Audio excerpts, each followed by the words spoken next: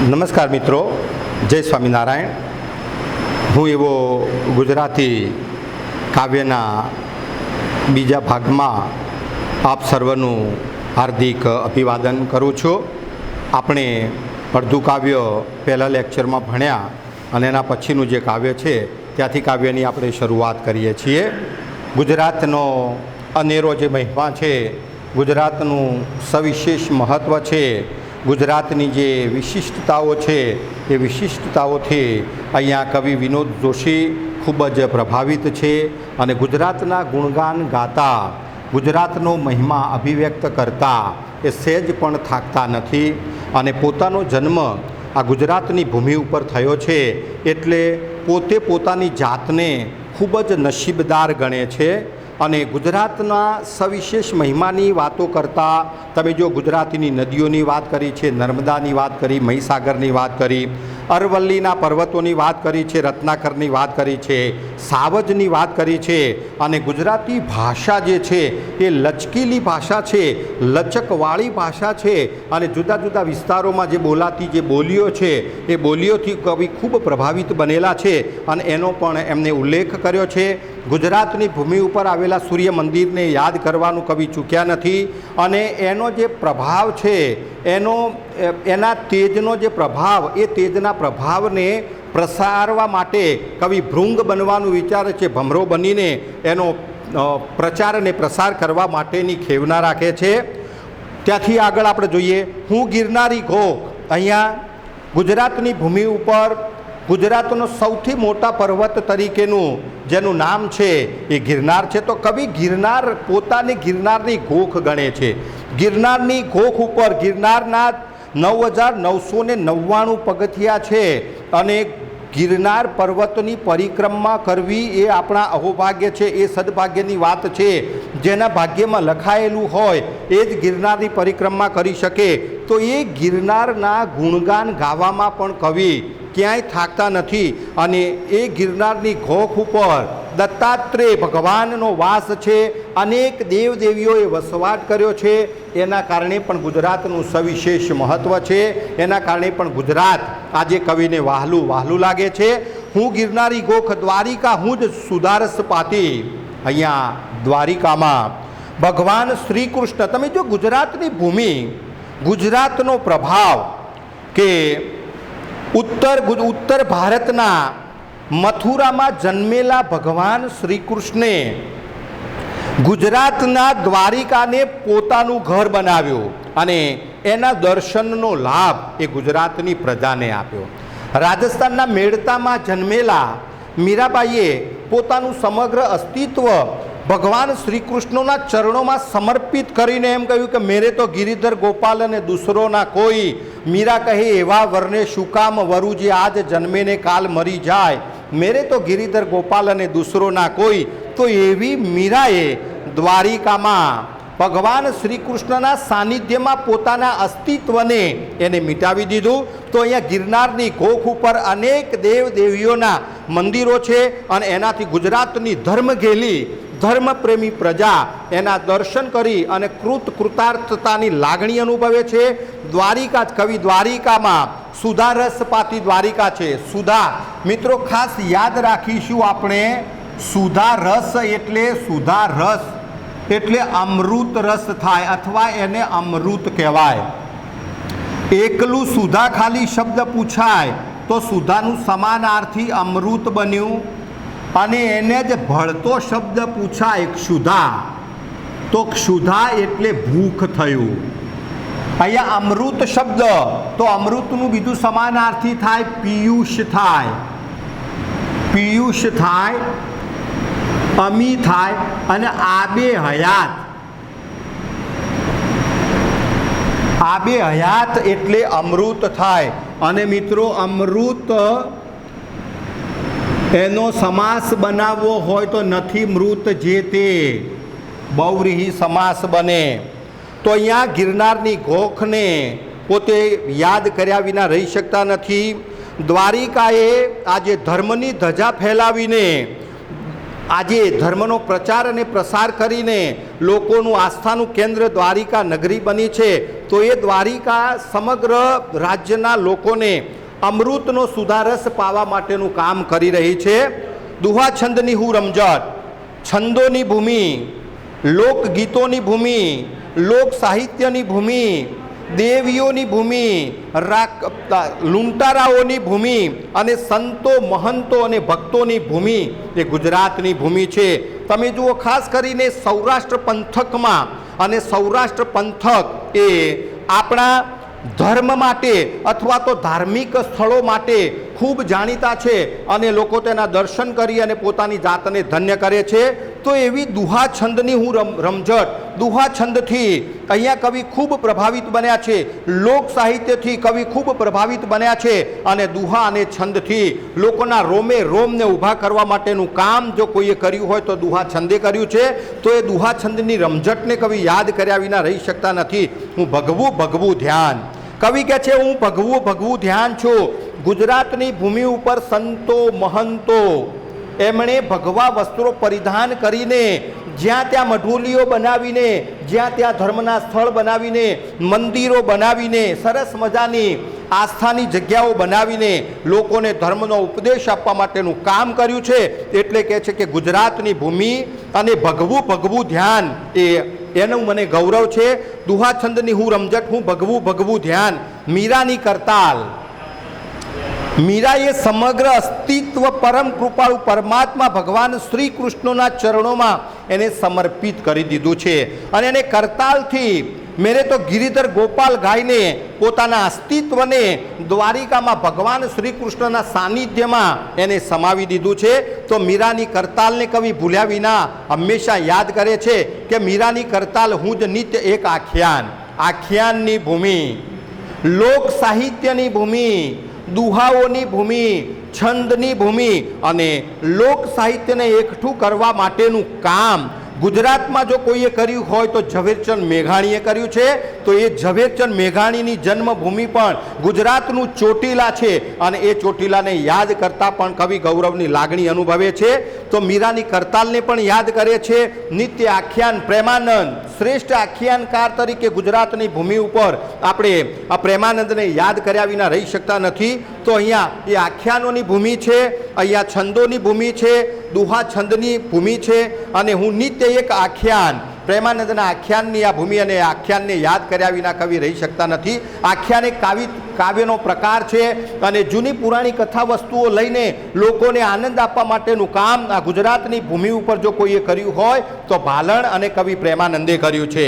મીરાની કરતાલ હું જ નિત્ય એક આખ્યાન, વિજાનંદનું હું જંતર, વિજાનંદ અને શેણીની પ્રેમ કથા, વિજાનંદ આડો વીંજણો, શેણી આડી ભીન, પડદે રહીને વાતો કરે ઓલી બાળાપણની પ્રીત. તે એમનો જે પવિત્ર પ્રેમ છે ગુજરાતમાં નહીં સમગ્ર રાષ્ટ્રમાં આપણે જોઈએ, સમગ્ર વિશ્વમાં આપણે નજર નાખીએ તો પ્રેમના અમર પાત્રો છે. લૈલા મજનુ છે, હીર રાંઝા છે, જેસલ તોરલ છે, કૃષ્ણ અને રાધા છે, નરસિંહ અને કૃષ્ણ છે. એના પવિત્ર પ્રેમને કવિ યાદ કરવાનું ચૂક્યા નથી. તો એ વિજાનંદ અને શેણીનો જે પવિત્ર પ્રેમ જે છે એ પવિત્ર પ્રેમને કવિએ અત્રે યાદ કર્યો છે કે વિજાનંદનું જંતર, વિજાનંદ હંમેશા જંતર વગાડીને પોતાની પ્રિયતમા શેણીને એમણે જગાડવા માટે હંમેશા કટિબદ્ધતા દર્શાવી હતી. તો એનો પણ ઉલ્લેખ કરવાનું કવિ ચૂક્યા નથી. વિજાનંદનું હું જંતર, હું નરસિંહની પ્રભાતી, કવિ નરસિંહના પ્રભાતિયાએ ઝૂલણા છંદમાં લખાયેલા કવિ નરસિંહના પ્રભાતિયા, જાગને જાદવા કૃષ્ણ ગોવાળિયા, તુજ વિના ધ્યાનમાં કોણ જાશે. અદ્ભુત પ્રકારની એની જે રચનાઓ છે, વૈષ્ણવજન તો તેને રે કહીએ જે પીડ પરાઈ જાણે, પર દુખે ઉપકાર કરે ને મન અભિમાન ન આણે. સખી આજની ઘડી રળી યામણી, મારો વાલો આવ્યા ને વધામણી, જીરે સખી આજની ઘડી છે રળી યામણી, આલા લીલા વાંસળિયા વઢાવો તેની રે ઉતરાવો મારા વાલાજીની વાંસળી. એવા કવિ નરસિંહની અમર અને અદ્ભુત રચનાઓ અત્યારે કવિ યાદ કર્યા વિના રહી શકતા નથી. વિજાનંદના જંતરને યાદ કરે છે અને નરસિંહની જે પ્રભાતી છે, પ્રભાતી સવારના વહેલા પોરમાં ગવાતા જે પ્રભાતિયા જે છે એ પ્રભાતિયા કવિ નરસિંહના પ્રભાતિયાથી ગુજરાતની ધર્મ ગેલી પ્રજાને એનો નાદ લાગ્યો છે. તો મીરાની કરતાલને યાદ કરે છે કવિ પ્રેમાનંદના આખ્યાનોને યાદ કરવાનું ચૂકતા નથી, વિજાનંદ અને શ્રેણીના પ્રેમને યાદ કરે છે અને નરસિંહ મહેતાના પ્રભાતિયાને યાદ કરી અને પોતે ગૌરવની લાગણી અનુભવે છે. હું ગાંધીનું મૌન, હું સરદાર તણી છું હાક. ગાંધી વિરલ વિભૂતિ વિશ્વ વંદનીય, પરંતુ આજે ગાંધીના જે આદર્શો જે છે, ગાંધીના જે વિચારો જે છે, એ ગાંધીના વિચારોને જો વાસ્તવિક જીવનમાં જો અમલમાં મૂકવામાં આવે તો ખરેખર આ ધરતી ઉપર નંદનવનનું નિર્માણ થઈ શકે અને ગાંધીની જે કલ્પના હતી રામ રાજ્યની, એ રામ રાજ્યની કલ્પનાનું નિર્માણ થઈ શકે. પરંતુ મિત્રો, તમને ખબર છે ગાંધી વિશે શું કહેવાય છે કે કેવો હતો મોંઘો ને સસ્તો તું આજે થઈ ગયો, બનવું નહોતું તો એ સિરસ્તો તું આજે થઈ ગયો. ગાંધી, તને ખબર છે તારું થયું છે શું? તું આજે ખુરશી સુધી પહોંચવાનો રસ્તો થઈ ગયો છો. આજે ગાંધીને માત્ર ને માત્ર એના વિચારો જે છે, એના વિચારોને ખુરશી સુધી પહોંચવા માટે જ એને પોતાના જીવનમાં આજના જે નેતાઓ જે છે, એ નેતાઓએ પોતાના જીવનમાં ગાંધીના વિચારોને માત્ર ને માત્ર ખુરશી સુધી પહોંચવા માટે જ સીમિત રાખ્યા છે. ગાંધીજીએ કંઈ પણ પ્રકારના સત્તા વિના, કંઈ પણ પ્રકારના ખુરશી વિના કે કંઈ પણ પ્રકારના સિંહાસન વગર આજે એમણે દેશની સેવા કરી છે. ગાંધીજી એ અદ્ભુત, વિરલ અને વિરાટ વ્યક્તિત્વ હતું. ગાંધીજીને યાદ કરવા એ આપણા સૌના અહોભાગ્ય છે. તો એવા ગાંધીની સત્ય અને અહિંસા, સત્ય અહિંસા, ચોરી ન કરવી, વણ જોઈતું ન સંગરવું, કોઈ અડે ન વભડાવવું જેવી અદ્ભુત પ્રકારના 11 મહાવ્રતોની ભેટ એમણે આ દેશને આપી છે. અને આજે જો એમના વ્રતોનું જો અનુસરણ કરવામાં આવે તો આજે નંદનવનનું નિર્માણ થઈ શકે તેમ છે. તો એવા જે ગાંધી છે, એ ગાંધીને યાદ કરવાનું અહીંયા કવિ ચૂકતા નથી. કારણ કે ગુજરાતની ભૂમિ એ અદ્ભુત ભૂમિ છે. સરદાર જેવું મહાન વ્યક્તિત્વ, મહાન વિરાટ વ્યક્તિત્વ જ્યારે સમગ્ર રાષ્ટ્ર અનેક નાના નાના રાજ્યોમાં વિભાજિત હતું, ત્યારે એને એક કરવા માટેનું મહાભગીરથ કામ જો કોઈએ કર્યું હોય આ દેશમાં તો એ સરદારે કર્યું છે. અને સરદારને સલામ કરતા આપણું હૈયું આનંદ, હર્ષ, હેત અને ગૌરવની લાગણી અનુભવવું જોઈએ. તો એવા ગાંધીના મૌનને અને સરદારની જે હાક સુણીને બધા જ રજવાડાઓએ પોતાના રાજ્યો કેવા સોંપી દીધા હતા. તો આ પ્રેરણા પુરુષો બન્યા છે ભારત ગુજરાતની ભૂમિ ઉપર. અને ગુજરાતની ભૂમિ ઉપર પાકેલા પ્રેરણા પુરુષોની પાસેથી સમગ્ર વિશ્વ આજે માર્ગદર્શન મેળવી અને પોતાનો વિકાસ કરશે. અને એ ગુજરાતના અહોભાગ્ય છે, ગુજરાતના લાખ લાખ ભાગ્ય છે કે આપણને આવા મહાપુરુષોની ભેટ ગુજરાતની ધરતીએ આપી છે. હું ગાંધી, અહીંયા ગાંધી ન તખ્ત, અહીંયા ગાંધી માટે ન તખ્ત લિયા ન તાજ લિયા. અહીંયા તખ્ત, પોતે કંઈ પણ પ્રકારનો તખ્ત નથી લીધો, અર્થાત કંઈ પણ પ્રકારની ખુરશી પ્રાપ્ત કરી નથી. તેમ છતાં પોતાનું ધાર્યું કામ એમને કર્યું છે. ને એમના માટે કવિ પ્રદીપના શબ્દો મને યાદ આવે છે કે જગ में कोई जिया है तो बापू तू ही जिया, तूने वतन की राह पे सब कुछ लुटा दिया, न तख्त ही मांगा न तूने ताज ही लिया, अमृत दिया सभी को मगर खुद जहर पिया, जिस दिन तेरी चिता जली रोया था महाकाल, साबरमती के संत तूने कर दिया कमाल. તો સાબરમતીના સંતે કમાલ કરી દીધી છે. અને હિન્દુસ્તાનનું નાક છે, હિન્દુસ્તાનનો શ્વાસ છે. અને એમાં ગુજરાતની રળિયામણી ભૂમિ ઉપર એમનો જન્મ થયો છે. તો ગુજરાતીઓના અહોભાગ્ય છે કે આવા પ્રેરણા પુરુષોની ભેટ એણે દુનિયાને આપી છે. તો એવા ગાંધીને યાદ કરવાનું અને સરદારને યાદ કરવાનું કવિ ચૂકતા નથી. હું સત્યનું આયુધ, આયુધનું મિત્રો, આયુધ એટલે શસ્ત્ર થશે, આયુધ. અહીંયા શસ્ત્ર અને અસ્ત્ર આપણી સામે આવે. શસ્ત્ર અને અસ્ત્ર, તો અસ્ત્ર કોને કહેવાય? આપણે શબ્દ ભેદમાં બે ભેદ આવે. શસ્ત્ર કોને કહેવાય અને અસ્ત્ર કોને કહેવાય? તો સાથે રહે, આપણા હાથમાં રહીને લડી શકાય, એને શસ્ત્ર કહેવાય. દાખલા તરીકે તલવાર છે, તો તલવારને આપણે શસ્ત્ર કહીશું.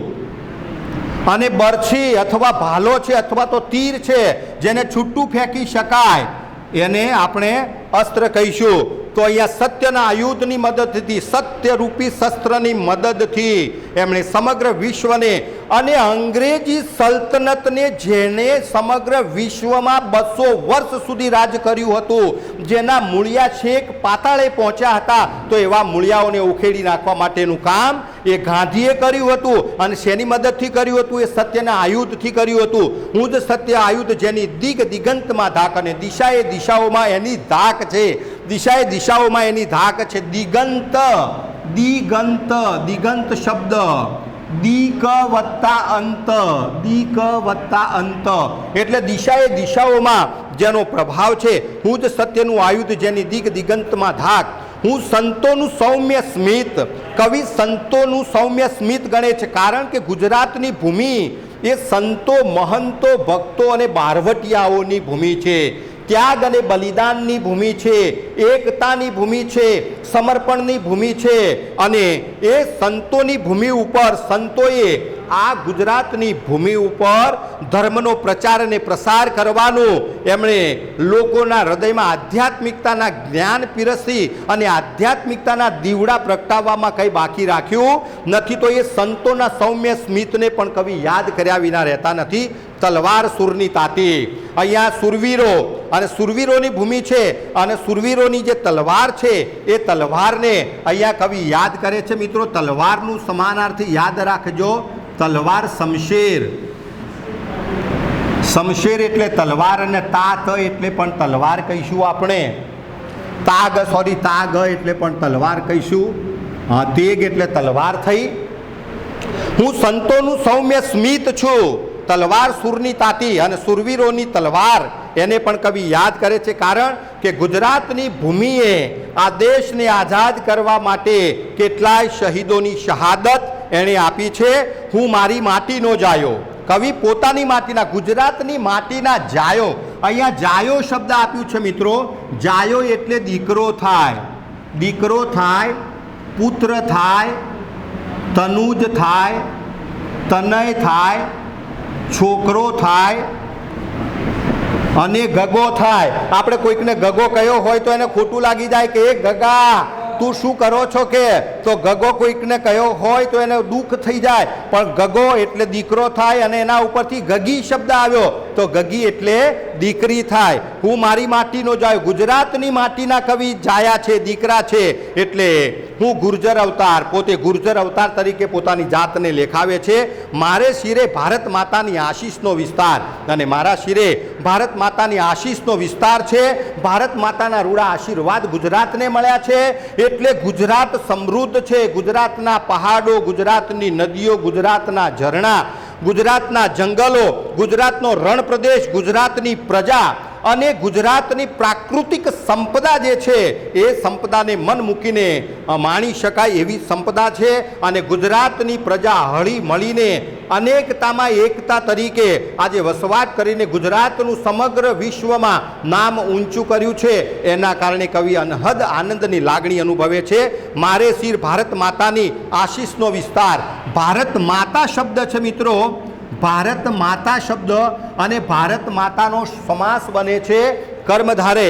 મારે શિર ભારત માતાના આશીષનો વિસ્તાર. કવિ કહે છે કે મને ભારત માતાના રૂડા આશીર્વાદ મળ્યા છે, અને ગુજરાતની હરીભરી જે સમૃદ્ધિ છે, ગુજરાતનું પ્રાકૃતિક સૌંદર્ય છે એ ક્યારેય નષ્ટ થવાનું નથી. અને એવી ગુજરાતની ભૂમિ ઉપર કવિ કહે છે કે મારો જન્મ થયો છે એ મારા અહોભાગ્ય છે, મારા લાખ લાખ ભાગ્ય છે. હું કેવળ હું જ હોઉં છતાં, કવિ કહે છે કે હું કેવળ હું હોઉં છતાં હું સદા હોઉં મહાજાતિ. હું સમગ્ર વિશ્વમાં મહાજાતિ તરીકે અત્રે ઓળખાઉં છું, કારણ કે એક ગુજરાતી છું, અને ગુજરાતી હોવાનું કવિને ગૌરવ છે. અને એ કવિ ગુજરાતની ભૂમિ ઉપર જન્મ્યા છે, એના કારણે અનહદ આનંદની લાગણી અનુભવે છે. તો એવો ગુજરાતનો સવિશેષ મહિમા વ્યક્ત કરતો કવિ વિનોદ જોશીનું આ કાવ્ય મિત્રો આપણે અહીંયા પૂરું કરીએ છીએ. આનું સ્વાધ્યાય તમે બહુ સરસ રીતે તમારી નોટમાં સુંદર અક્ષરે લખી નાખશો.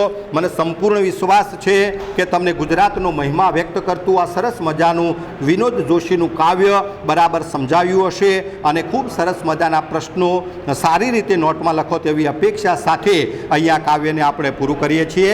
Thank you very much.